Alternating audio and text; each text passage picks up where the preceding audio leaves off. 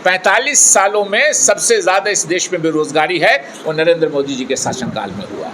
किसानों की आमदनी 18 सालों में किसानों की आमदनी सबसे कम है। पाकिस्तान को हमने 2 टुकड़े कर दिया इंदिरा जी के नेतृत्व में 1971 में, और दुनिया के इतिहास में आपको नहीं मिलेगा कि 95,000 फौजों को हमने सरेंडर करवा लिया। पाकिस्तान की कोई हैसियत नहीं है हमारे सामने। चाइना हमको अभी तंग कर रहा है। 10 वर्षों में इस चुनाव के बीच में पहले फेज के पोलिंग के बाद नरेंद्र मोदी जी नागपुर गए आरएसएस हेडक्वार्टर में, और रात वहीं गुजारी। इस बात से आप समझ ले सकते हैं कि प्रधानमंत्री की स्थिति क्या है। साथियों, 2 राउंड का चुनाव हो चुका है। पहले राउंड में देश के लोकसभा का जो चुनाव हो रहा है, 102 लोकसभा क्षेत्रों का चुनाव हुआ, और दूसरे राउंड में जो 26 को हुआ, 19 को 102 लोकसभा क्षेत्रों में चुनाव हुआ, 21 राज्यों में फैला था, और 26 अप्रैल को जो चुनाव हुआ वो 88 लोकसभा क्षेत्रों का हुआ। तो 190 लोकसभा क्षेत्रों का चुनाव हो चुका। जनता का जो निर्णय था वो बक्स में चला गया। आप देखिएगा कि उस चुनाव में जो सरकार को या नरेंद्र मोदी जी को जो अपेक्षाएं थीं, उनके विपरीत उनकी रिपोर्ट है। सरकार में वो हैं। गौर कीजिए आप, 19 तारीख को पहले राउंड का चुनाव हुआ है। रात तक पोलिंग की खबर आती रही, पर ऐसा लगता है कि प्रधानमंत्री को उनकी जो एजेंसियां हैं सरकारी, उन्होंने 20 तारीख को ये कन्फर्म कर दिया कि भारतीय जनता पार्टी और एनडीए गठबंधन हार रहा है चुनाव। और ये संयोग नहीं लगता है कि 20 को वो कन्फर्म हुए हैं कि हम हार रहे हैं। 21 को अपने पहले भाषण में नरेंद्र मोदी जी ने सबका साथ सबका विकास का नकाब खींच के फेंक दिया, और हिंदू मुस्लिम की व्याख्या करने लगे कि कौन हिंदू है, कौन मुसलमान है, कौन वोट देगा, कौन वोट नहीं देगा। एक देश का प्रधानमंत्री, और मोदी जी कुछ दिनों से सबका साथ सबका विकास पे ज़्यादा जोर दे रहे थे, लेकिन लगा कि वोट नहीं आने वाला है, वोट नहीं आ रहा है। तो ये जो बीजेपी का टाइम टेस्टेड एक फार्मूला है कि हिंदू मुस्लिम को लड़ाए। हिंदू मुस्लिम की कोई लड़ाई इस देश में नहीं हो सकती है। 15% इस देश में मुस्लिम समाज के लोग हैं, 80% हमारे इस देश में हिंदू समाज के भाई हैं।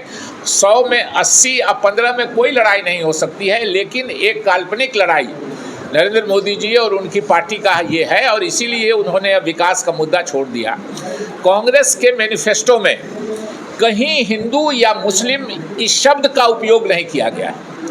हमारे जो राष्ट्रीय अध्यक्ष हैं मल्लिकार्जुन खड़गे जी, उन्होंने प्रधानमंत्री से समय मांगा है। प्रधानमंत्री समय नहीं दे रहे हैं, कि हम समय मांगा है खड़गे जी ने कि हमको समय दीजिए, हम आपसे मिलके अपना मैनिफेस्टो दिखलाएंगे कि इस मैनिफेस्टो में हिंदू मुस्लिम शब्द का दोनों में से कोई शब्द नहीं है। लेकिन आप झूठ इस देश की जनता को आप गलत बात कर रहे हैं। 140 करोड़ लोगों में कितने लोग जो पढ़े लिखे हैं मैनिफेस्टो पढ़ रहे हैं, और नरेंद्र मोदी जी के प्रचार से ये फायदा हुआ है कि पिछले 3 दिन में 40 लाख मैनिफेस्टो कांग्रेस का डाउनलोड किया गया है, इसलिए कि उसमें कहीं उस शब्द का नाम नहीं है, और प्रधानमंत्री जी शुरू कर दिए। तो स्वाभाविक रूप से ये इस बात को दर्शाता है कि भारतीय जनता पार्टी, हमारे देश के प्रधानमंत्री अमित शाह जी, या जो आरएसएस के लोग हैं, पहली बार आपको एक बात और बताते हैं, आरएसएस के बारे में है कि वो साथ नहीं दे रही। और इन 10 वर्षों में इस चुनाव के बीच में पहले फेज के पोलिंग के बाद नरेंद्र मोदी जी नागपुर गए आरएसएस हेडक्वार्टर में, और रात वहीं गुजारी। इस बात से आप समझ ले सकते हैं कि प्रधानमंत्री की स्थिति क्या है। तो स्वाभाविक रूप से इस बात को देश की जनता को, आपको, मिथिलांचल के लोगों को आपके माध्यम से हम लोग बताने की कोशिश कर रहे हैं। आज हम लोग सब साथी जमा हुए हैं यहाँ। हमारे मधुबनी लोकसभा के उम्मीदवार हैं अली अशरफ फातमी साहब, जो राष्ट्रीय जनता दल के हैं। आप सभी को मालूम है, मैं यहाँ से सांसद था। आप लोगों को ही बुला के मैंने एक प्रेस कॉन्फ्रेंस करके आज से 1 साल पहले घोषणा कर दी थी कि मैं कोई चुनाव नहीं लड़ूंगा। और मैं चाहता था कि कांग्रेस के लोगों को हो, लेकिन मैंने उसी समय कहा था कि अगर कांग्रेस के नहीं हमारे गठबंधन के कोई साथी होंगे तो हम लोग उसी ईमानदारी से काम करेंगे। आज हम लोग ये पत्रकार सम्मेलन बुला के इसलिए कर रहे हैं कि अली अशरफ फातमी साहब के लिए कांग्रेस के ही साथी, इसमें आपको आरजेडी के लोग या दूसरी जो मुकेश सहनी जी की पार्टी हैं या सीपीएम सीपीआई के लोग नहीं मिलेंगे। जिला का पूरा कांग्रेस परिवार एक तरह से यहाँ बैठा है। मधुबनी लोकसभा का हम लोग फिर झंझारपुर में करेंगे। ये मधुबनी लोकसभा के लिए है। आज हम लोग पूरे लोग यहाँ बैठे हैं कि हम लोग पूरी मुस्तैदी से, हमारे जो गठबंधन के उम्मीदवार हैं अली अशरफ फातमी साहब कोई अननोन नाम नहीं है। पड़ोस के हमारे दरभंगा लोकसभा क्षेत्र से 4-5 बार वो सांसद रहे हैं। भारत सरकार में हम लोग साथी मंत्री थे। उन्होंने काम भी अच्छा किया है, लेकिन इस बार गठबंधन में फैसला हुआ कि दरभंगा की सीट किसको होगी, मधुबनी की सीट किसको होगी, तो राष्ट्रीय जनता दल की तरफ से आए हैं। हम सब लोगों ने ये फैसला किया है कि हम लोग अपने जानते हैं हमारी जो शक्ति है, हमारी जो क्षमता है, कांग्रेस के हम सब साथी मिलके गठबंधन के उम्मीदवार अली अशरफ फातमी साहब को जिताने का प्रयास करेंगे। और हम लोग ये सुनिश्चित करने की कोशिश करेंगे कि अली अशरफ फातमी साहब अच्छे वोटों से जीतें और हमारी सरकार दिल्ली में बने, जिसमें हमारे मिथिलांचल की भी भूमिका में हमारे जो मिथिलांचल के प्रतिनिधि होंगे वो महत्वपूर्ण रोल निभाएंगे। जैसा 2004 से 2009 के बीच में हुआ था कि मिथिलांचल से मैं था, अली अशरफ फातमी साहब थे, हमारे और साथी मंत्री थे। एक होता है कि अगर आप राज्य सरकार में हैं तो राज्य में मंत्रिमंडल में आपको मिलता है, आपको प्रतिनिधित्व होता है। मिथिला के अभी हमारे यहाँ से समीर कुमार महासेठ जी थे, अब्दुल बारी सिद्दीकी साहब थे मिथिलांचल से। उसी तरह जब भारत सरकार बनेगी तो हम उम्मीद करते हैं कि अली अशरफ फातमी साहब भी उसमें नेतृत्व करेंगे हमारा, अगर हमारी यूपीए की सरकार बनती है तो। और लगता है कि इंडिया गठबंधन या यूपीए जो भी आप इसको कह लीजिए, उसकी सरकार बनने जा रही है। भारतीय जनता पार्टी और प्रधानमंत्री जी का जो बेचैनी है, कि जो घबराहट है, उसको देख के मुझको लगता है कि निश्चित रूप से हर जगह से, क्योंकि एक हमारे साथी ने बहुत अच्छी बात कही, एक तरह से ये 400 पार बराबर बोलते हैं। और 400 पार तो उसने कहा कि भाई राजस्थान में सारी की सारी सीट आपकी थी, कर्नाटक में सारी की सारी सीट्स आपकी थी, उत्तर प्रदेश में सारी की सारी सीट्स आपकी थी, बिहार में 40 में 39 सीट आपकी थी। अब बढ़ेगा कहाँ से? अब तो पाकिस्तान और बांग्लादेश में चुनाव कराइएगा तभी ये बढ़ने वाला है, क्योंकि जो हिंदी हार्टलैंड था उसमें तो आपको पिछले ही इलेक्शन में मैक्सिमम था। अब तो घटने ही का सवाल है, बढ़ने का स्कोप कहाँ है? तो पाकिस्तान बहुत करते हैं, मुस्लिम भी करते हैं और पाकिस्तान भी करते हैं। पाकिस्तान में चुनाव करा लेंगे तो कुछ सीट हो सकता है बढ़ जाए। इसलिए इस बात को हमको, आपको, सबको दिमाग में रखना चाहिए। हम बात करते हैं बेरोजगारी पर। 45 सालों में सबसे ज़्यादा इस देश में बेरोजगारी है वो नरेंद्र मोदी जी के शासनकाल में हुआ है। किसानों की आमदनी 18 सालों में किसानों की आमदनी सबसे कम है। जो कह के आए थे, ये वादा करके आए थे कि 2022 तक किसानों की आमदनी हम दोगुनी कर देंगे। दोगुनी क्या करेंगे कि 18 साल में किसानों की आमदनी सबसे कम है। देश की सुरक्षा की बात है। पाकिस्तान का नाम बड़ा, पाकिस्तान को हमने 2 टुकड़े कर दिया इंदिरा जी के नेतृत्व में 1971 में। और दुनिया के इतिहास में आपको नहीं मिलेगा कि 95,000 फौजों को हमने सरेंडर करवा लिया। पाकिस्तान की कोई हैसियत नहीं है हमारे सामने। चाइना हमको अभी तंग कर रहा है। कल अभी आया है, सारे जिसको हम लोग आरोप भी लगाते हैं गोदी मीडिया, लेकिन कितना बचेगा कि उन्होंने भी कल दिखलाया सब जगह कि जो पाक ऑक्युपाइड कश्मीर है उसमें चीन सड़क बना रहा है और नरेंद्र मोदी जी चुप हैं, भारत सरकार चुप है। हमारे 20 सैनिक मारे गए और प्रधानमंत्री ने कह दिया कि न कोई आया है, न कोई आया था, न कोई आया हुआ है। तो हमारे सैनिकों की हत्या किसने की? हमारे सैनिकों को शहीद किसने किया? अगर नहीं कोई आया था चीन से, तो गांव का गांव बना रहा है चीन बॉर्डर पर, हमारे भारत चाइना बॉर्डर पे। अरुणाचल जो हमारा प्रदेश है, जिसके हमारे बहुत ही खांडू दोरजी हमारे मित्र थे, जो चीफ मिनिस्टर थे, जो प्लेन क्रैश में जिनकी मृत्यु हुई, उन्हीं के लड़के प्रेमा खांडू आजकल वहाँ के मुख्यमंत्री हैं। अरुणाचल प्रदेश के जगहों का नाम चीन बदल रहा है, लेकिन भारत सरकार नहीं बोलती है। क्यों नहीं बोलती है? ज़रा गौर कीजिए कि चीन के मामले में हिंदू मुस्लिम की भावना नहीं फैलेगी। इस हिंदू मुस्लिम की भावना फैलेगी कहाँ से? तो पाकिस्तान से, बांग्लादेश से।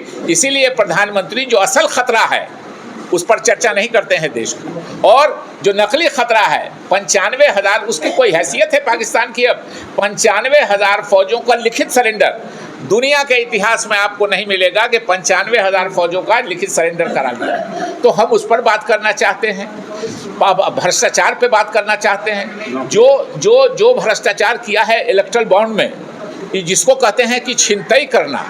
और तो और अब गौर कीजिए कि नकली दवा कंपनी बनाने वालों के यहाँ, घटिया दवा कंपनी बनाने वालों के यहाँ छापा पड़ा है। गौर कीजिए, हमारे आपके किसका परिवार कब अफेक्टेड हो जाए कोई नहीं कह सकता। छापा पड़ा है नकली दवा बनाने वालों के यहाँ। उसने 3 दिन के बाद इलेक्ट्रल बॉन्ड खरीद करके पैसा जमा किया है भारतीय जनता पार्टी को, उसको अलाउ कर दिया गया है बनाओ नकली दवा। और नकली दवा बना के देश के कितने लोगों को उसका असर हुआ होगा आप समझ सकते हैं। आज सीबीआई और ईडी ने छापा मारा है और उसके 4 दिन के बाद वो जिसके यहाँ छापा मारा है वो इलेक्ट्रल बॉन्ड से पैसा दे रहा है। इतना बड़ा भ्रष्टाचार, ये दुनिया का सबसे बड़ा भ्रष्टाचार है। अभी तो पीएम केयर फंड बचा ही हुआ है। पीएम केयर फंड में रेलवे से पैसा दिलाया है, पीएसयू से पैसा दिलवाया है। जो सरकारी काम करने वाले कर्मचारी हैं उनका दरमाहा काट काट के पीएम केयर फंड में। आप कहते हैं कि ये प्राइवेट फर्म है, इसका एजी से कोई नहीं हो सकता है, सीएजी से, कंट्रोलर एंड अकाउंटेंट जनरल से इसकी कोई समीक्षा नहीं हो सकती है। सरकार बदलेगी तो सबकी समीक्षा होगी। और जो लोग आज सरकार के साथ ईडी और इसके पदाधिकारी भी खड़े हैं, नरेंद्र मोदी की सरकार बदलने पर उनकी नौकरी नहीं खत्म होगी। उन्होंने क्या किया है नरेंद्र मोदी के शासनकाल में, इसकी भी समीक्षा होगी सीबीआई और ईडी के पदाधिकारियों की। अभी गवाह बनाया हमारे जो गठबंधन के हमारे साथी हैं अरविंद केजरीवाल, उनके खिलाफ जो ईडी ने 4 का 4 गवाह खड़ा किया है, चारों का चारों बीजेपी के फंक्शनरी हैं, चारों के 4। अभी चंडीगढ़ में क्या किया उन्होंने देखा होगा आप लोगों ने कि जो बीजेपी का ये है मेयर चुनाव में, वो वोट खराब कर रहा है कि 2 निशान नहीं लगना चाहिए। तो जो जायज़ वोट है हमारा और आम आदमी पार्टी का, उसको जो प्रिजाइडिंग अफसर है वही निशान लगा कर उसको ये कर रहा है और उसको इनवैलिड करार दिया है। ये है इनका जनतंत्र का, ये जनतंत्र के मूल्यों का ये है। इसलिए देश की जनता को एक चीज़ और कोई पूंजी इनकी नहीं है। अंग्रेज़ भी यही करते थे। आज जो भी लड़ाई भारत में बड़ी मामले में धर्म का टकराव की बात होती है, ये सारी की सारी लड़ाई अंग्रेज़ों की लगाई हुई है। अंग्रेज़ों ने 1857 में देश तो कब्जा कर लिया था, लेकिन कब्जा करने के बाद उनका शासन और बढ़ाना था लगातार, तो उन्होंने बहुत अच्छा रास्ता चुना। 60% उस समय हमारे देश के हिंदू समाज के लोग थे, 35% मुस्लिम समाज के लोग थे, 95% को लड़ाइए। ये लोग आपस में लड़ते रहेंगे, अंग्रेज़ राज करते रहेंगे, हमारा लूट का खजाना लेते चले जाएंगे, इंग्लैंड ले जाएंगे, अपना कानून बनाएंगे। शशि थरूर जी का नाम आपने सुना होगा। शशि थरूर हमारे MP हैं, त्रिवेंद्रम के बड़े काबिल आदमी, विद्वान। उन्होंने कहा कि इंग्लैंड के म्यूजियम में जाइए तो लगेगा कि इंडिया के चोर बाजार में हम आ गए हैं। जितनी चीज़ हमारे यहाँ से चोरी कर करके वो अपने यहाँ म्यूजियम में रखे हुए हैं। वही हाल किया है नरेंद्र मोदी जी और उनकी पार्टी ने कि 80% अभी हमारे देश के हिंदू समाज के भाई हैं, 20% मुस्लिम समाज के भाई हैं, 95% को लड़ाइए। ये उसी में लड़ेंगे, हमारी चोरी, हमारी बेईमानी, हमारा निकम्मापन। बताइए तो कि जिसने वादा किया था कि हम 2 करोड़ नौकरी देंगे, वो 45 सालों में सबसे ज़्यादा बेरोज़गारी हमारे इस पर है। इसलिए इन सब बातों को हम बता के मिथिलांचल की जनता को, मधुबनी के लोकसभा की जनता को ये बता के, ये अवगत करा के, और इसमें जनतंत्र में आप चौथे स्तंभ है, आपको भी समाप्त करने की कोशिश की जा रही है। आपको भी दबाव बनाया जा रहा है। महसूस करते होंगे आप लोग, दबाव बनाने की कोशिश हो रही है मीडिया पर कि जो हम कहते हैं वही दिखलाओ, जो हमारी तारीफ है वही करो। लेकिन आत्मसम्मान वाले लोग हर जगह हैं। और मीडिया में तो मीडिया की तो ऐसी कहानी है, ऐसे बड़े बड़े शासकों से मीडिया लड़ा है इस देश का। हम आपको आह्वान करते हैं कि निश्चित रूप से सच्चाई लोगों को बताइए, मिथिलांचल के लोगों को बताइए।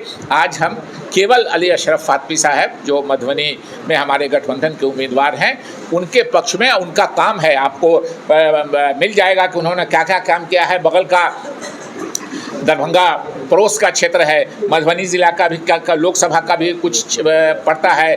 दरभंगा में क्योटी और जाले जो है वो दरभंगा ज़िला में पड़ता है। अली अशरफ फातमी साहब ने अच्छा काम किया है, यहाँ भी वो सांसद बन के, और भगवान करे हमारी सरकार बन जाए, मंत्री हो जाए, तो मंत्री बन के हमारे लोगों को भी फ़ायदा पहुँचेगा और हम लोगों को भी संतोष होगा कि हमने जिसके लिए काम किया, जिसके लिए हम लोगों ने वोट मांगा, वो जीते भी, मंत्री भी बने और मिथिलांचल को उनकी इससे फ़ायदा होगा।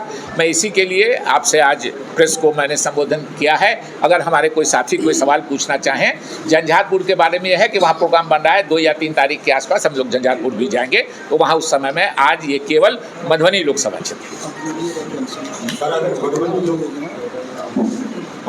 ऐसा, मतलब तो ऐसा ख़त्म किया है, कहने में कोई झिझक नहीं है कि सेना को सिर्फ पेंशन नहीं देना पड़े, रिटायर्ड सेना को 4 साल के लिए अग्निवीर योजना लाए।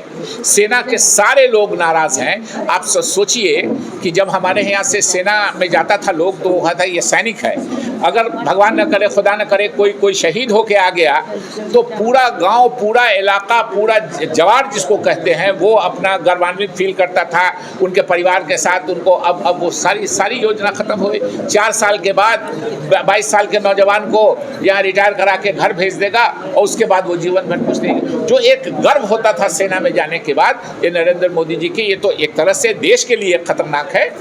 तो स्वाभाविक रूप से इन सब बातों पर देश की जनता को और मिथिलांचल के लोगों को ध्यान देना चाहिए।